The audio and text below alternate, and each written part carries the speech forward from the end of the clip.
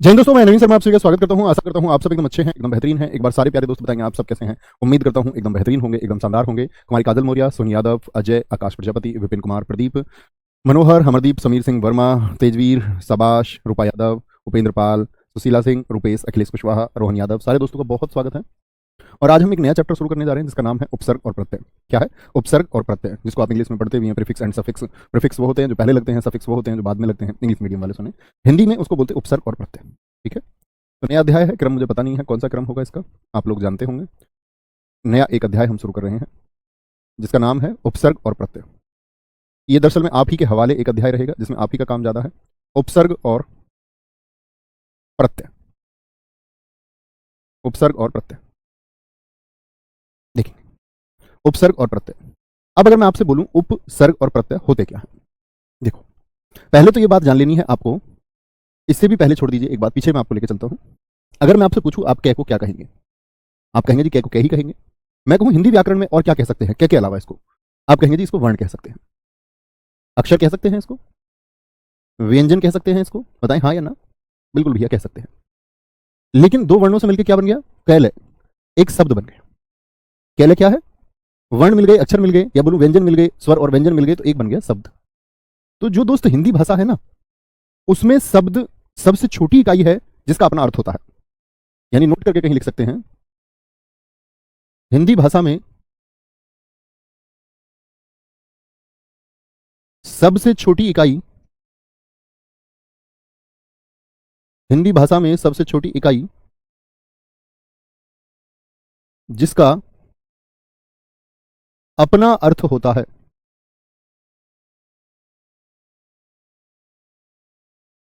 वह होती है शब्द। यानी कभी भी मैं आपसे पूछूं कि सबसे छोटा हिंदी भाषा में क्या है जो अपना अर्थ रखता है, तो आप क्या कहेंगे? भैया कम से कम उसको एक शब्द होना पड़ेगा, तब वह अपना अर्थ रखेगा। क्या बोलेंगे? आप कहेंगे कि उनको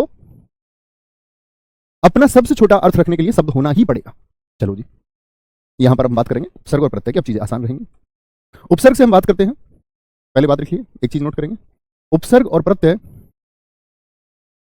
उपसर्ग और प्रत्यय और प्रत्यय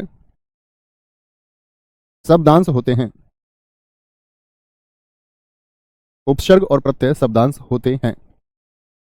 ये क्या बात हुई? एक लिखा हुआ है मैंने शब्दांश। शब्दांश का मतलब क्या होगा? शब्दांश का संधि विच्छेद करके आप मुझे दिखाइए। शब्दांश का यदि मैं आपसे शब्द विच्छेद करूं तो आप क्या बोलेंगे? शब्द और धन अंश हो गया। दीर्घ स्वर संधि है, हाँ जी है।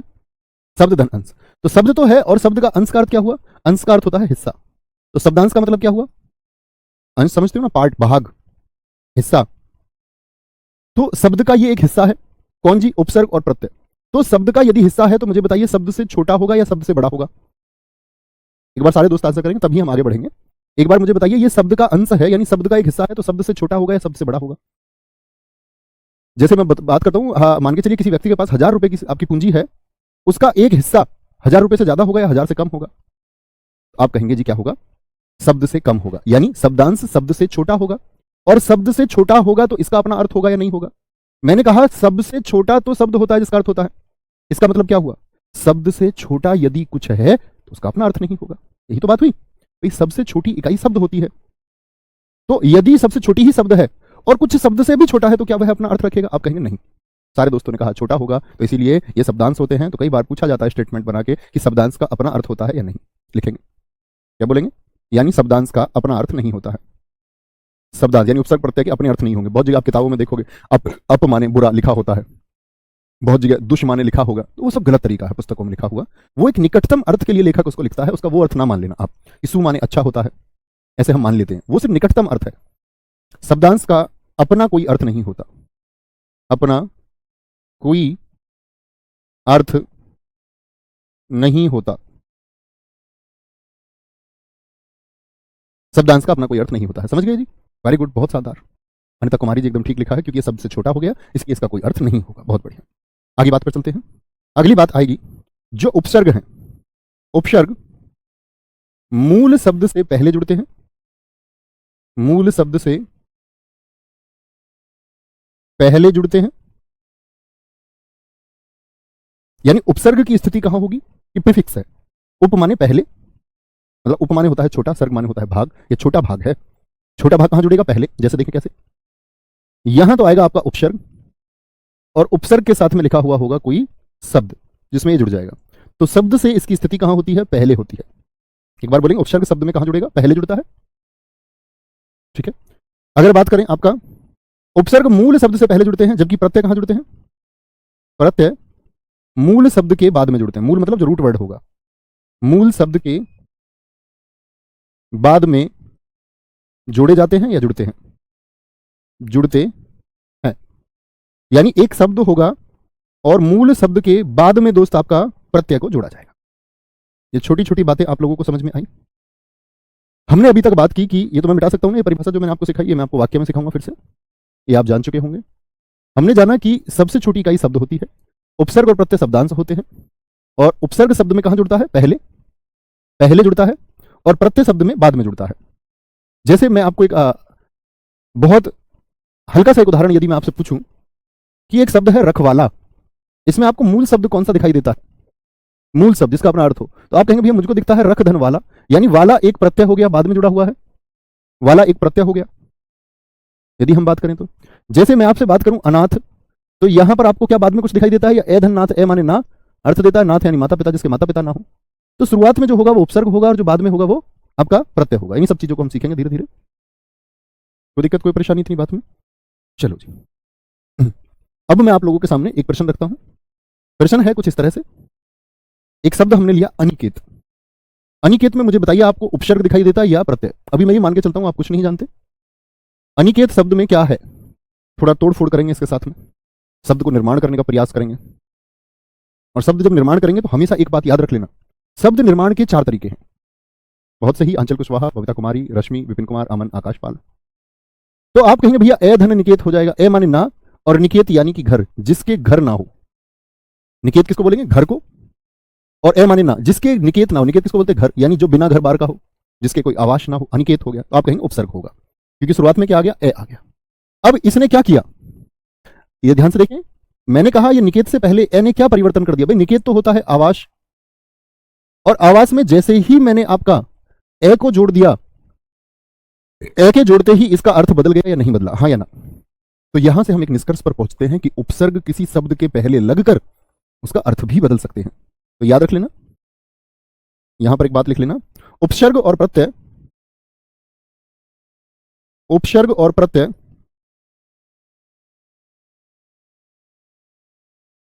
किसी शब्द के साथ जुड़कर, उपसर्ग और प्रत्यय किसी शब्द के साथ जुड़कर उसका अर्थ परिवर्तन हमेशा हो, ये जरूरी नहीं है, अर्थ परिवर्तन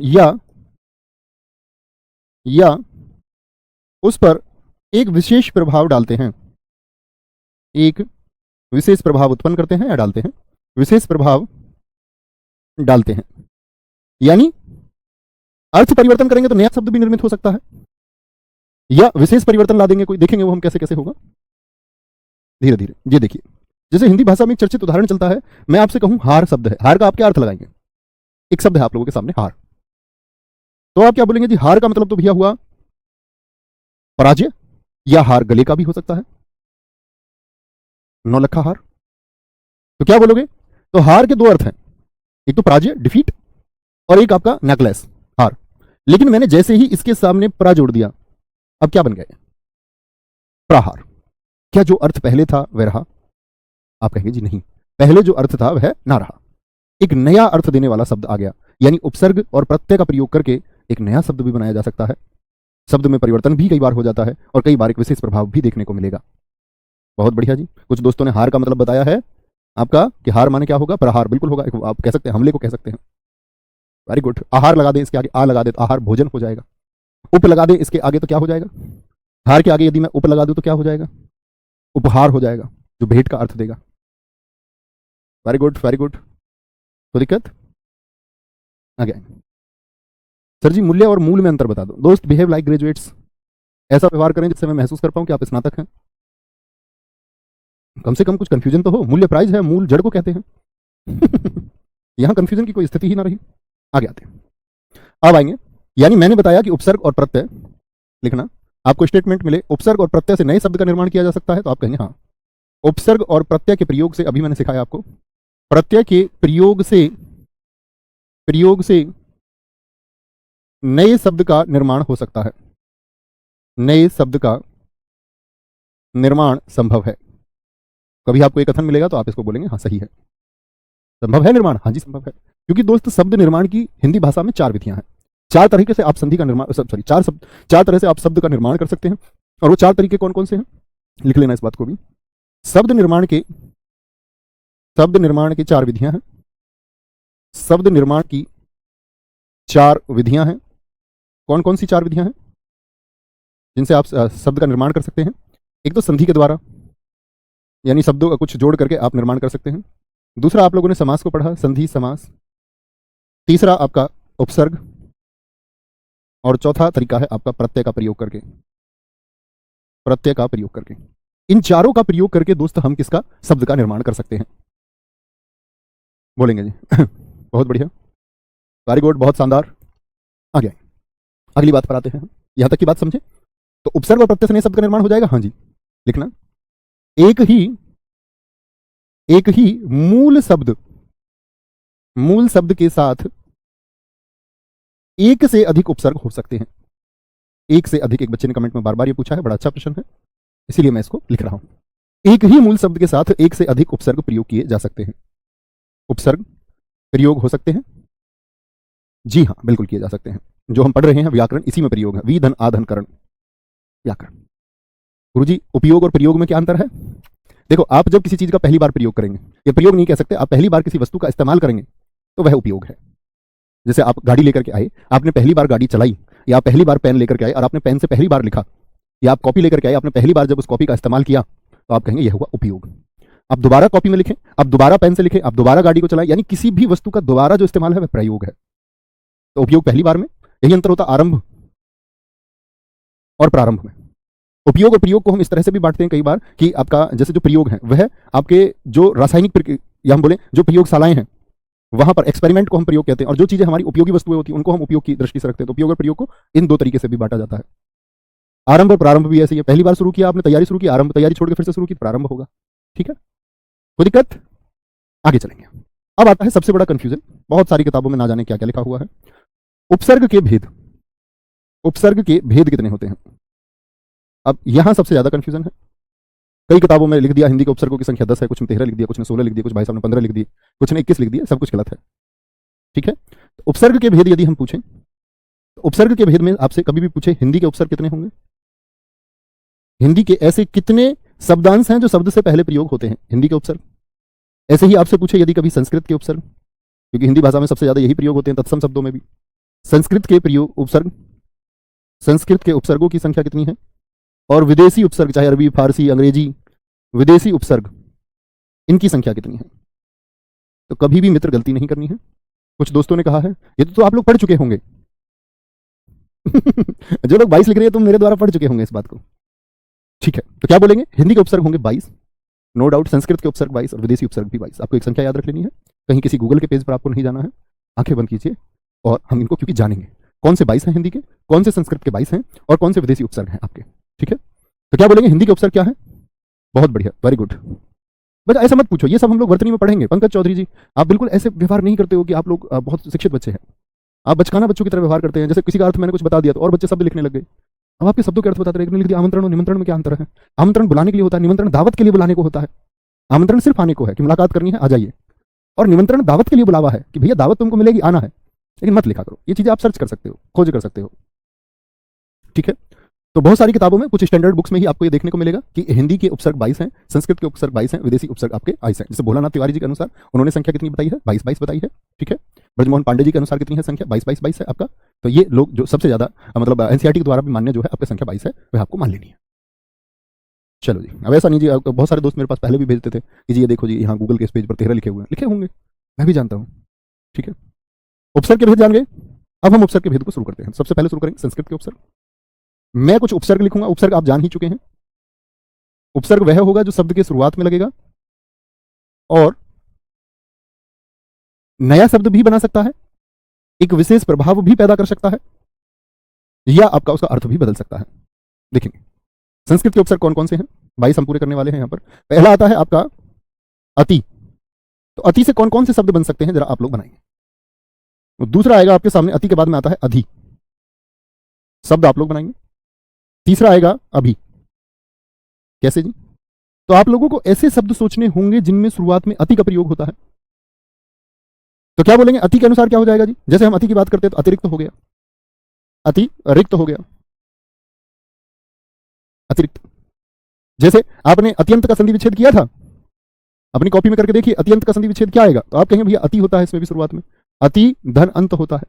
और सबसे ज्यादा संभावना है परीक्षा में कि आपसे वह पूछे यण संधि के उदाहरण, क्योंकि यण संधि में क्या होता है, ये चीजें छिप जाती है। हमको अत लिख रहा है, एक विकल्प में देगा अत्यंत में उपसर्ग कौन सा है, परीक्षा में अत्यंत में उपसर्ग कौन सा है, लिख देगा अत्य, लिख देगा एक विकल्प में अत, एक विकल्प में लिख देगा अति, और एक विकल्प में लिख देगा अति। क्या चुन के आएंगे जी, ए बी सी या फिर डी? तो आप कहेंगे जी हम जानते हैं यण संधि हम कर चुके हैं, छिपी हुई हो सकती है, तो क्या बोलेंगे अति होगा, यानी सी ठीक हो जाएगा। जान चुके इस बात को, अति हो जाएगा, अति।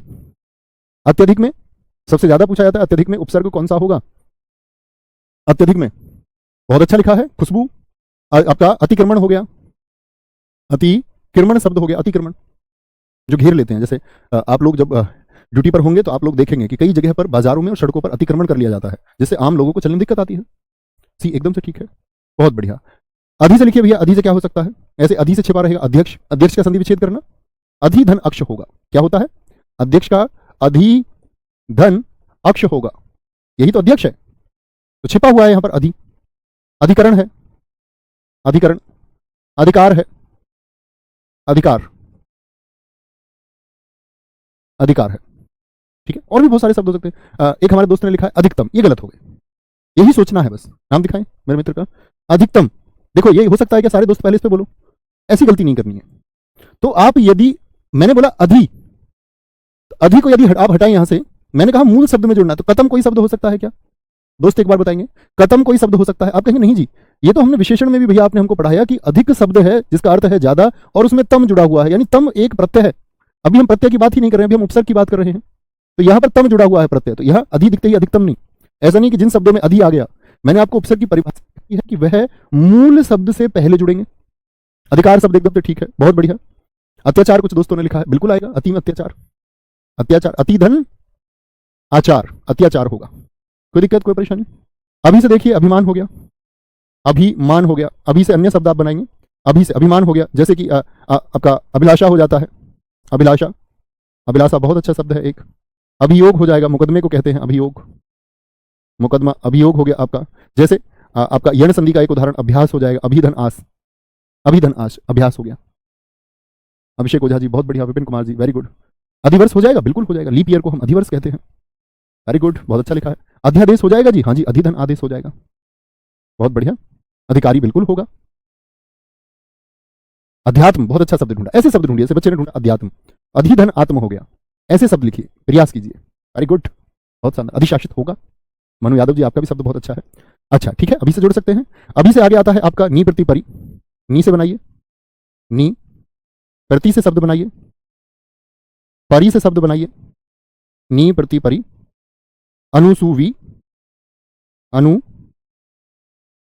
सु और वी, अभिशाप होगा, अभिज्ञान होगा, बहुत अच्छे लिख रहे हैं आप सब लोग। नी से बनाइए कि जिसमें आपका नी हो, जैसे कि नी बंद होता है, नी बंद हो गया, निबंध। जैसे यदि मैं आपसे बात करूं, निबंध हो गया आपका नैदानिक, हाँ बिल्कुल होगा, नैदानिक। आप कहेंगे यहां पर तो जी नए है, नी है ही नहीं, इस सीखना होगा। जैसे मैं आपसे बोलूं, ध्यान से देखना, विज्ञान में मैं कभी इक लगाऊं, इक, ये मैं आपको प्रत्यय में सिखाऊंगा, वहां तक आपका धैर्य रखना होगा। तो जो ई है वो क्या बन जाता है? वैज्ञानिक बन जाता है। तो कभी भी इक जुड़ता है, इक जुड़ता है तो जो दीर्घ ई है, लघु ई है, वह अय में परिवर्तित होती है। तो कहीं पर अय है तो आप समझ जाना कि ये ई से ही निर्मित हुआ होगा, इक लगा हुआ है जिसमें, इक यदि लगा हुआ है और दीर्घ अय आ रहा है, इसका मतलब किससे निर्मित हुआ होगा? ई से ही निर्मित हुआ होगा। जैसे ये बनता है निदान धन इक से, निदान धन इक, इक प्रत्यय जुड़ने से बनता है, इक प्रत्यय जुड़ने से बनता है, ठीक है। तो उसको हम प्रत्यय में बहुत अच्छे से सीखेंगे, कभी गलती नहीं करनी है। यहां पर हम एक शब्द लिख लेते हैं ताकि आप लोग कंफ्यूजन ना हो, निदान। बाकी आगे मैं प्रत्यय में सिखाऊंगा तो उसका प्रयोग तभी करेंगे जब तीन तरीके हैं आपका, एक के जुड़ने से तीन प्रकार के परिवर्तन होते हैं। नी डर, बहुत अच्छा लिखा है, नी डर, नी डर, तो इसमें उपसर्ग है तो क्या उत्क्षिप्त का प्रयोग होगा? आप कहेंगे नहीं जी, आपने मना कर दिया था। बहुत बढ़िया, वेरी गुड। एक दोस्त ने लिखा है निराकार, एकदम से गलत लिख दिया है आपने। शब्द को तोड़ो तो सही, निराकार तोड़ना, नी के अलावा इसमें क्या बच गया? राकार बच गया। तो राकार कोई शब्द है? राकार। तो आप क्या बोलेंगे? नहीं। यहां तो क्या मैंने आपको बताया था, संधि विच्छेद में भी बताया, ये क्या बनता है? ये निर्धन आकार बनता है। तो यहां तो नी नहीं है, निर है, निर है, निर, निर होगा, निर। ठीक है, गलतियां नहीं करनी है, निर होगा। तो क्या बोलेंगे जी? आपका प्रति से क्या बन सकता है? प्रति से प्रतिध्वनि बन सकता है, जो ध्वनि लौट करके आती है, प्रतिध्वनि। प्रतिशत, प्रत्येक 100 की बात जब करें, प्रतिशत हो सकता है, यानी प्रतिमूल हो सकता है, प्रतिमूल हो सकता है, प्रतिमूल। और आपका प्रति से और क्या बन सकता है? हाँ, प्रत्येक बन सकता है। प्रत्येक का संधि विच्छेद बताइए क्या होगा? आप कहेंगे प्रतिधन एक भैया हो जाएगा, प्रतिधन एक। और प्रत्याघात का संधि विच्छेद में आपसे पूछूं कि प्रत्याघात का संधि विच्छेद क्या होगा, तो आप कहेंगे प्रतिधन आघात होगा, प्रतिधन आघात होगा। बहुत अच्छा शब्द लिखा है बहुत सारे दोस्तों ने, वेरी गुड, वेरी गुड। प्रतिदिन बिल्कुल होगा, क्यों नहीं होगा। परि से बनाइए, पर्यटन, पर्यटन का संधि विच्छेद कीजिए, क्या बनेगा? परि धन अटन, चारों ओर भ्रमण, अटन माने भ्रमण होता है, पर्यटन हो गया, पर्यटन। परिणाम होता है, या परिमाण कह दे, परिमाण भी होता है, परि हो गया। परित्याग हो गया, परित्याग हो गया। परिश्रम हो गया, परिश्रम। परिधन श्रम, परि जुड़ गया। ठीक है, कोई दिक्कत? अनु से बनाइए, अनु से क्या बन जाएगा? अनुचर बन जाएगा, अनुचर। अनुचर जो सेवक है, अनु माने पीछे पीछे, चर माने चलने वाला, अनुचर हो गया। ठीक है, जो पीछे पीछे चलता है। और आपका अनुज, जिसका पीछे जन्म हुआ हो, यानी छोटा भाई है जो बाद में जन्म हुआ हो, जिसका छोटा भाई हो गया। अनुच्छेद हो सकता है, हाँ, अन्वेषण हो सकता है, अनुधन एषण, बहुत अच्छा उदाहरण है। अनुच्छेद हो सकता है, अनुधन छेद, छेद अर्थात भाग, अनु माने छोटा भाग। अनु हो गया, परी हो गया, वी, हाँ वी रह गया एक, वी हो गया हमारा एक, हमारा अप, अपी, अप, अपी होता है एक, अप, अपी। एक अव होता है, अव, सॉरी, अव होता है, अब एक होगा आपका सु, क्या होगा? सु, उपसर्ग होगा एक, सु, सु से बनाएंगे। एक आपका अप, अभी, अब सु, आ हो जाएगा आ, आ, उप हो जाएगा उप, जिन शब्दों के पहले उप का प्रयोग होता है बनाएंगे। वी से बनाएंगे, बहुत बढ़िया। अनु से अनुशासन, बहुत अच्छा शब्द लिखा है आपने, शुभम जी, बहुत अच्छा शब्द लिखा है। वी से क्या बनेगा? विज्ञान, जिसको विज्ञान कहते हैं, विज्ञान। वी कहीं पर भी प्रयोग हो, वी, जैसे विशुद्ध हो सकता है, शुद्ध है कोई चीज, विशुद्ध लगा दिया तो और ज्यादा परिवर्तित कर दिया, यानी कि ये कह रहा है कि एक एक्सट्रीम लेवल की शुद्ध है। विराम होता है, विराम, विराम शब्द हो सकता है, विराम। अप से बनाएंगे, अपयस हो सकता है, अपयस, अप माने, ये हम शब्दों में सीखेंगे, अप माने हम बोलते हैं कि अपयस, यस जिसका चला गया हो या जिसको बदनामी मिल गई हो, अपयस मिल गया। अप सगुन हो गया, अप सकुन हो गया, अप व्यय हो गया, अपव्यय, अपव्यय। अपी का अर्थ क्या होगा? अपी का मतलब होता है अपिधान, अपिधान बड़ा अच्छा शब्द है, पूछा जाता है। अपिधान बोलते हैं किसको? ढक्कन को, जो किसी बर्तन के ऊपर रखा जाता है। विकार शब्द जिन दोस्तों ने कहा है वी से, विलुप्त शब्द वी से बिल्कुल बन सकता है, विदेश बन सकता है वी से, बहुत बढ़िया। विजय शब्द बन सकता है। व्यर्थ शब्द, बहुत अच्छा शब्द लिखा है, वी अर्थ, जरूर लिखेंगे मित्र। अभिषेक जी बहुत अच्छा लिखा है। जिन छिपा हुआ है जो यह संधि का, उसको सबसे ज्यादा पूछा जा सकता है। अनुराग यादव जी एकदम सही लिखा है। अपकीर्ति हो सकता है जी, विक्रम हो सकता है, किरण तिवारी जी आपने भी अच्छा लिखा है। अब से देखिए, अब अगर कभी पर अब का प्रयोग है तो अवगुण हो गया, किसी चीज की कीमतों को घटा देना, अवगुण हो गया। और किसी चीज की कीमतों को घटा देना, अवमूल्यन शब्द हो गया, अवमूल्यन। अवशेष हो गया, अवशेष, अवशेष हो गया। सु कहीं पर प्रयोग है तो क्या बोलेंगे? इसको बोलते हैं सु, यानी कि आपका सुपुत्र हो सकता है, सुपुत्र, अच्छा बेटा। सुकर्म हो सकता है, सुकर्म। सुपात्र हो सकता है, ये इस बात के पात्र, एक सुपात्र, यानी बोलते अच्छा पात्र है, अच्छा पात्र है इस चीज के लिए। स्वागत का संधि विच्छेद कीजिए तो क्या बनेगा?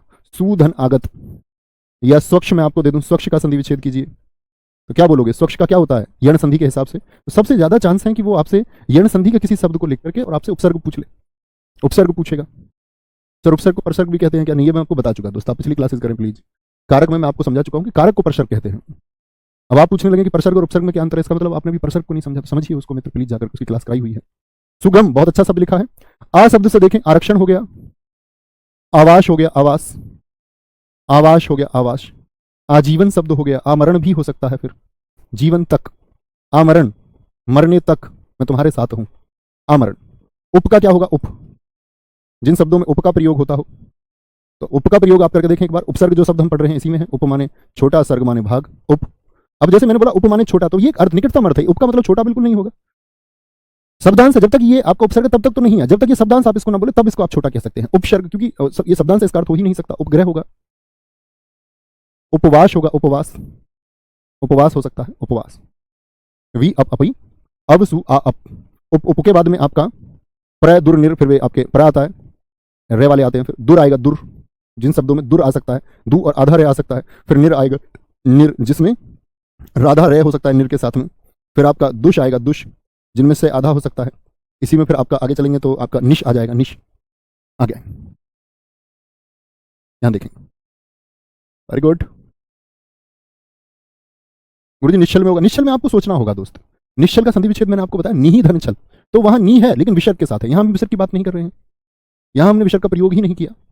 ठीक है, देखिए जरा, एक दोस्त ने बहुत अच्छा उदाहरण लिखा है, अभी मैंने कमेंट सेक्शन में देखा, उपाध्याय, उपधन अध्याय उपाध्याय, बहुत अच्छा है। ठीक है, प्रा को देखिए कहां कहां पर प्रयोग होता है, प्रचार, प्रसार, प्रवेश, प्रचार, प्रसार, प्रवेश।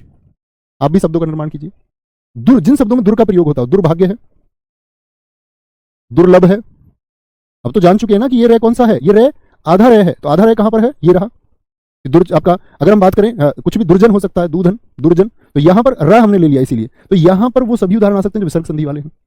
क्या बोलोगे, दुर्जन हो गया, दुर्जन, दूर से देखिए। मैं बोलूं निर से देखिए, निर से क्या होगा, तो निर्धन अपराध, निरपराध होगा, क्योंकि निर्धन अपराध। और उसका फिर मैंने आपको सिखाया था संधि विच्छेद में हलंत हटाना। जैसे निर्बल हो सकता है, निर्बल, निर्बल, निराकार हो सकता है, निराकार, यहां पर आएगा दोस्त जो आप वहां पर बता रहे थे निराकार को। निर्दय हो सकता है, निर्दय, निर्दय होगा, निर्धन दया। भैया स्वच्छ को देखिए, उसमें सु उपसर्ग नहीं है दोस्त। अब नहीं आपको लग रहा है तो इसमें मैं, अच्छा मैंने वहां पर स्वर लिख दिया, मेरी गलती है मित्र, माफ करेंगे।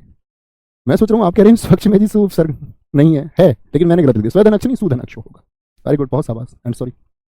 दुष्ट की बात देखें, अब देखो यहां पर आपको एक बात देखनी है कि कहीं भी दुष्ट हो तो इसका मतलब कोई भी से चलेगा। जैसे दुस्साहस हो गया, दुस्साहस हो गया, तो दुष्ट का यदि प्रयोग करें तो इसमें सारे दुष्ट आएंगे। दुष्परिणाम हो गया, क्योंकि संधि जब आप इसको तोड़ेंगे तो वो आना यही है, दुष्ट धन परिणाम, दुष्ट धन परिणाम हो गया। या ससलजम वाला दुशासन हो, तो कोई भी शाह हो तो उसमें दुष्ट आएगा आपका, दुष्ट। ऐसा नहीं आप ये वाला दुष्ट लिख दे, ये वाला ऐसे लिख दे, दुष्ट होगा, गलत कर देंगे, सिर्फ दुष्ट होगा। दुष्ट हो गया आपका। दुष्ट के बाद में फिर आता है निश, निश आता है। निश के बाद में आपका उत आता है, उत, जिन शब्दों में उत का प्रयोग हो, उत का प्रयोग हो, उत का प्रयोग हो। ठीक है, निश हो गया, उत हो गया। संस्कृत वालों में एक सम आता है, सम, एक आता है आपका परा, जिन शब्दों में परा का प्रयोग होता हो, सब निर्माण करेंगे। दुष्प्रभाव बिल्कुल आएगा, दुष्कर्म आएगा। बहुत बढ़िया सोनी शर्मा सर जी, आप मुझसे नाराज हो, वेरी गुड। जी हाँ, मैं आपसे नाराज हूं और बहुत ज्यादा नाराज हूं। कल आपने हमारे घर पे चोरी कर ली थी, यही मेरी नाराजगी का कारण है। मैं नाराज तुमसे बहुत ज्यादा हूं और आप मुझको मनाने की कोशिश करती रहेंगी सोनी या सोनू या सोना, जो कोई भी आप हैं। तो एक दिन याद रख लेना, ये सिलेक्शन छोड़ के, सिलेक्शन तो बहुत दूर हो जाएगा, फिर यात्रा रहेगी मैसेज करने की। आप तमाम लोगों को मैसेज भेजते रहेंगे पूरे जीवन भर, तमाम लोगों को मनाने का प्रयास करते रहेंगे, लेकिन कोई मानेगा नहीं। आप सबसे पूछते रहेंगे, क्योंकि कहते हैं ना कमजोर से लोग अक्सर नाराज हो जाते हैं। और यदि आप शक्ति या फिर सामर्थ्य आपके साथ रहेगा तो आपसे लोग कम नाराज होंगे, ये सत्य है। ये बनाएंगे भैया, तो नाराज वाराज के चक्कर मत पड़ो, पढ़ लो प्लीज। निश क्या बन जाएगा, निशंदेह बन जाएगा। कुछ लोग अट्रैक्शन के लिए, नाम के लिए, क्या हो गया मैंने आपका नाम ले दिया, कुछ मिला क्या, सिलेक्शन मिला, आए किस बात के लिए थे, सिलेक्शन के लिए आए थे, निष्फल हो गया। यहां पर भी कोई भी हो, षट कौन हो, निष्फल हो, निष्पाप हो, निष्पाप। ठीक है, तो निस होगा तो सारे से आएंगे, दोस्त आएंगे तो सारे से आएंगे। उत, उत का बताएं भैया जो आपने किया था, उद्घाटन। अब देखो यहां दे है तो यहां पर हम गलती कर देंगे, लेकिन हमको संधि विच्छेद सोचना। उत धन घाटन होता है, उत धन घाटन होता है। ठीक है, उद्गम का क्या होगा, उद्गम का उत धन गम होगा। उद्भव का क्या होगा, उद्भव का, उद्भव का क्या होगा, क्या बोलेंगे जी, उद्भव का क्या होगा, उत धन भव होगा, उद धन भव होगा।